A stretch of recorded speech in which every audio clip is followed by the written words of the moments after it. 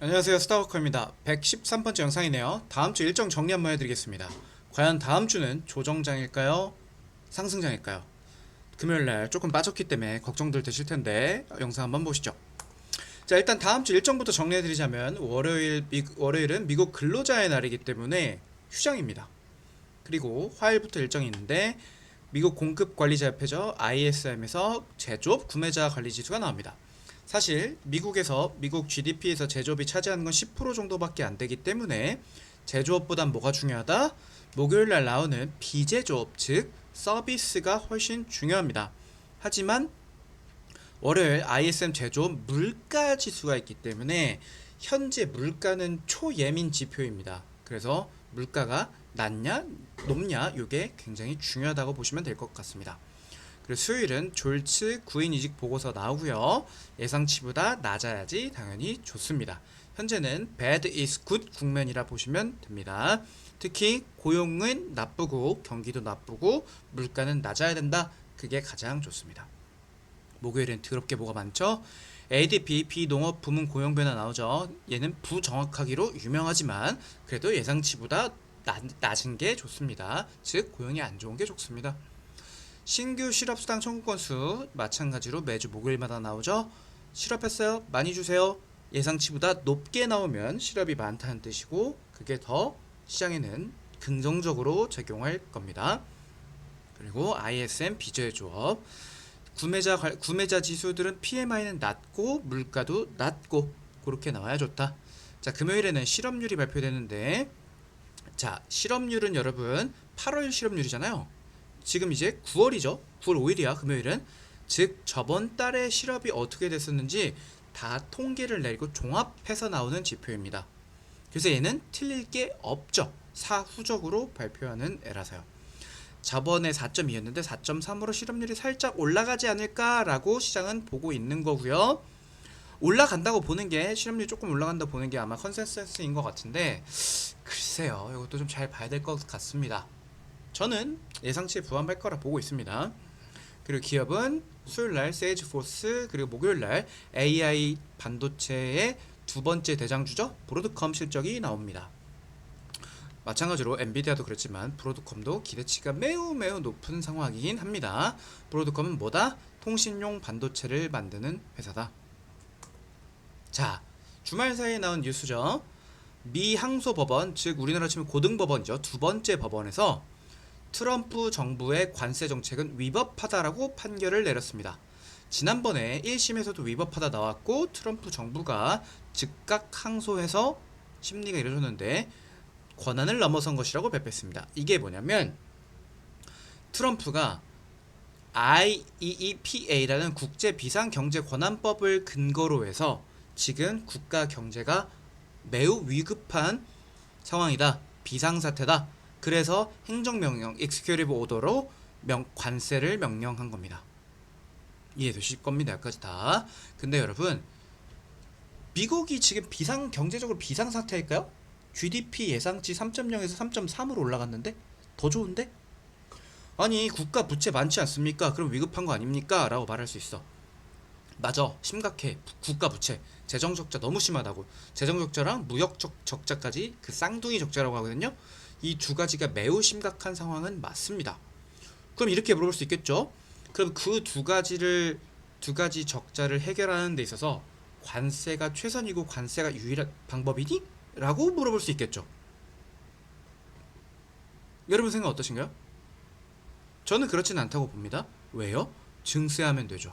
아니면 지출을 줄이면 되죠. 이게 원래 근본적인 해결책이죠. 근데 그게 쉽지 않으니까 관세를 가져온 거죠. 그래서 행정명령이 아니라 여러분 아마 이거는 하원일 것 같은데 상원이려나? 둘 다 일려나? 얘네 맨날 미국 헷갈려. 법안 통과시켜서만 됩니다. 근데 공화당 내부에서도 관세가 맞나? 라고 확신이 안 되는 사람들이 많기 때문에 트럼프는 그런 방식보다 그냥 행정명령이라는 자기 마음대로 할 수 있는 방식을 이용한 건데 항소법원도 안 된다고 했습니다. 근데 여러분 오빠법이라고 하죠. OBBBA One Big Beautiful Bill 이 법안은요 부자들 감세해줬습니다. 여기서 법인세도 감세해줬습니다. 여러분이 판사협정이면 야 돈이 없다며 재정적자 줄여야 된다며 근데 감세를 해줘? 근데 비상사태라고 또 관세를 써? 말이 안 되죠. 야, 감세를 해주는데 무슨 비상사태야? 이런 얘기 나온단 말이에요. 그래서 이제 당연히 트럼프 정책은 항소하겠죠. 그럼 연방 대법원까지 슈프림 코트까지 올라갈 겁니다. 거기 지금 아마 6대2 정도로 한 명 공석인가 그랬는데 어쨌든 보수 판사들이 압도하고 있습니다. 숫자적으로. 트럼프가 임명한 사람도 꽤나 많습니다. 근데 여러분, 저는 개인적으로 이 연방 대법원에서도 위법 판단이 나올 거라고 보고 있습니다. 여러분이 보셔도 지금 비상 경제 상황은 아니잖아요. 그쵸? 상식적인 판결은 위법이라고 봅니다. 그러니까 뭐야? 1심, 2심에서도 둘 다 위법이 나왔고요. 만약에 이걸 법리적으로 보면 위법이 맞다고 봅니다. 근데 예를 들어 연방 대법원에서 이걸 바꿔버렸어요. 예를 들어. 그럼 어떤 얘기 나올까요? 1심, 2심 왜 있냐?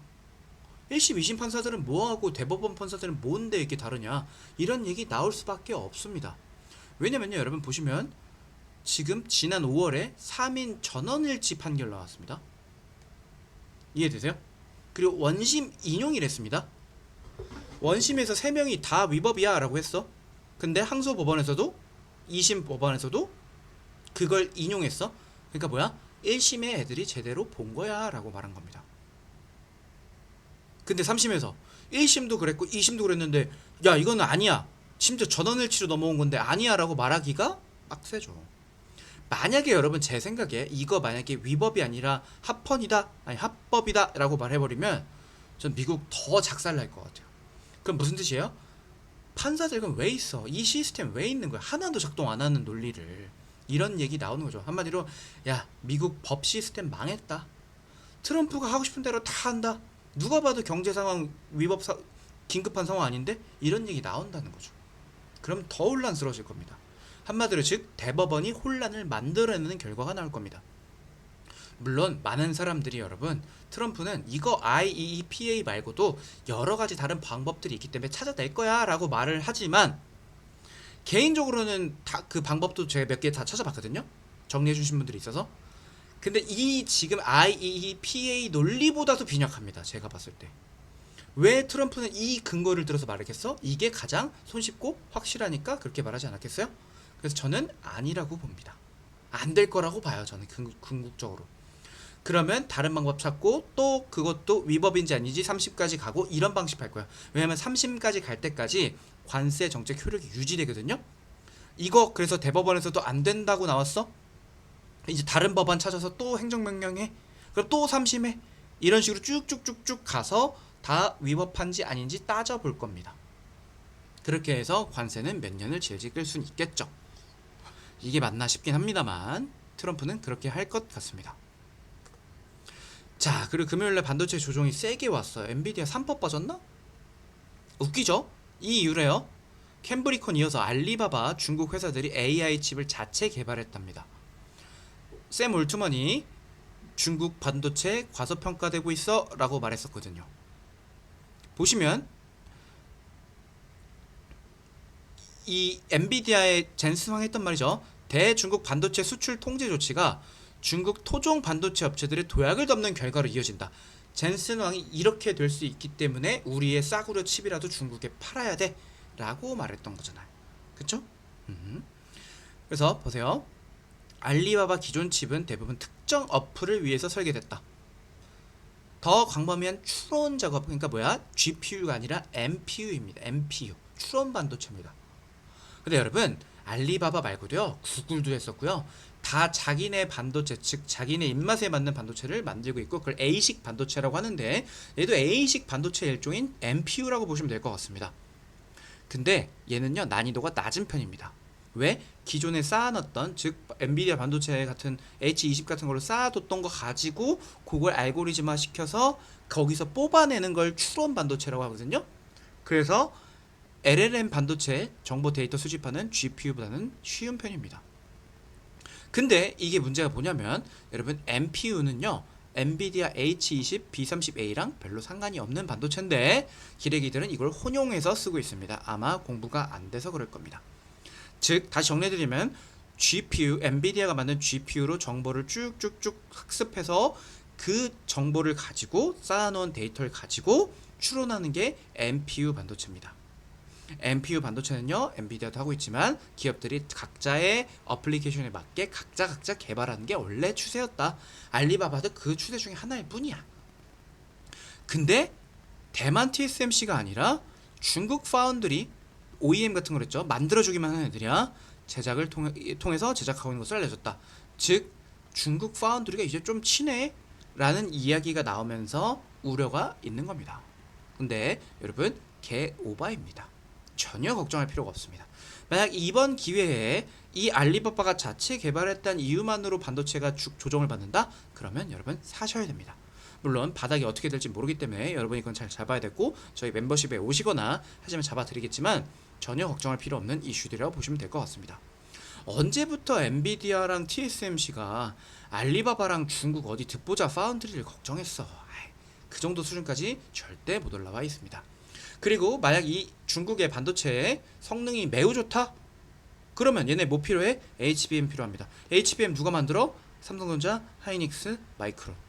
이거 얘네 지금 마이크론이랑 하이닉스가 만든 반도체 HBM들 다 미국 기업들이 싹 쓸어가고도 부족한 상황입니다. 한마디로 중국에게 팔 게 없습니다. 물론 삼성전자가 만드는 조금 구린 HBM은 넘어갈 수 있겠지만 결국 즉 그 뜻이 뭐예요? 소프트웨어는 중국이 잘할 수 있어. 얘네 똑똑한 애들 많으니까. 근데 하드웨어 차이는 더 큽니다.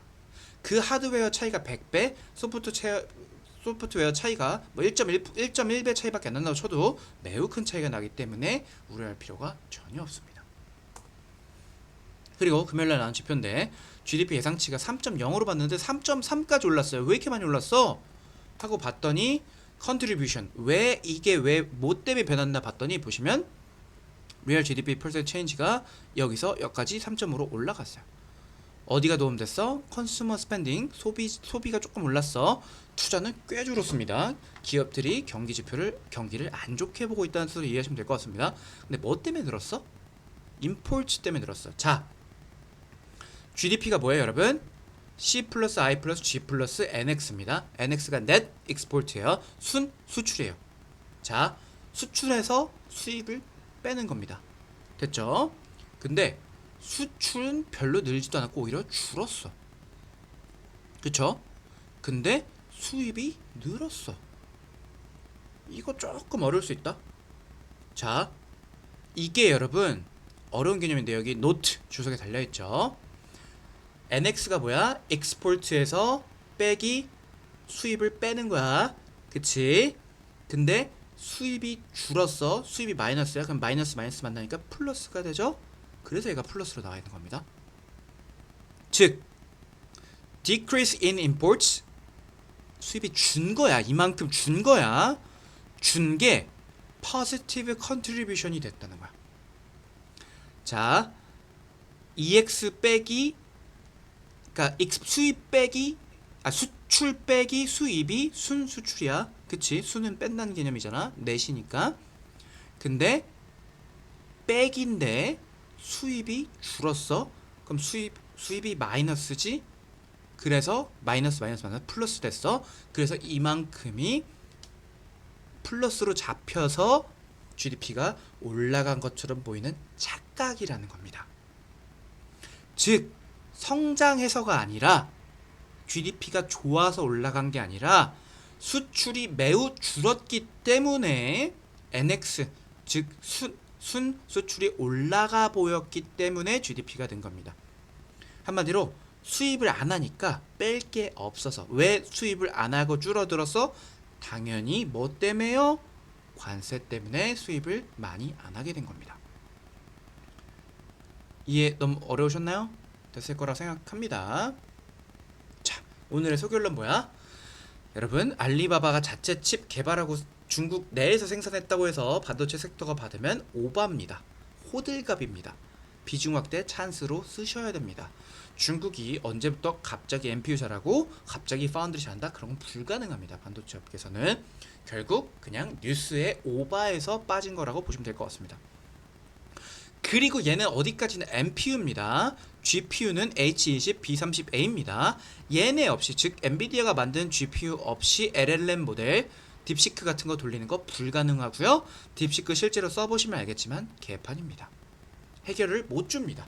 공산당이 너무나 막았기 때문에 말을 못 합니다. 그래서 딥식을 걱정할 필요 없습니다. 그게 공산주의 국가, 공산주의도 아니죠. 중국은 정확히 말하면 이런 공산주의의 다른 말은 유토피아입니다. 애초에 불가능한 개념입니다. 사회주의 국가이면서 자본주의를 짬뽕 시켜놓은 독재 국가가 중국입니다. 일당 독재 국가면서 약간 규제가 많은 사회주의, 자본주의 혼합 형태라고 보시면 될 것 같습니다. 그래서 결국은요, 엔비디아가 수출을 안 하면 얘네 못합니다. 아무것도 못합니다. 그래서 오바라는 겁니다. 다음 주 일정들 봐야겠죠. PMI와 실업률 나오는데 현재는 bad is good 국면입니다. 실업률은 높아야 좋고요. 즉 고용은 안 좋아야 좋고요. 주가에 경기 지표도 안 좋아야 좋습니다. bad is good이다. 이렇게 보시면 될 것 같고요. 저는 그냥 평범하게 나올 거로 보고 있습니다. 횡보 정도 수준으로 보고 있습니다. 그리고 횡보하다가 10월에 한 할로윈 지나고서 또 한 11월부터 연말까지 개 거품이 생기는 장이 올 거라고 보고 있습니다. 늘 말하죠. 상반기는 뭐 트럼프발 악재 소화하는 시기, 하반기는 뭐 트럼프발 호재 시기, 호재를 반영하는 시기, 연말까지 뭐가 온다? 저는 거의 거품이 온다고 보고 있습니다. 이상 스타코였습니다. 멤버십 문의는 언제든지 연락주세요. 아시겠죠? 게시글에 있습니다.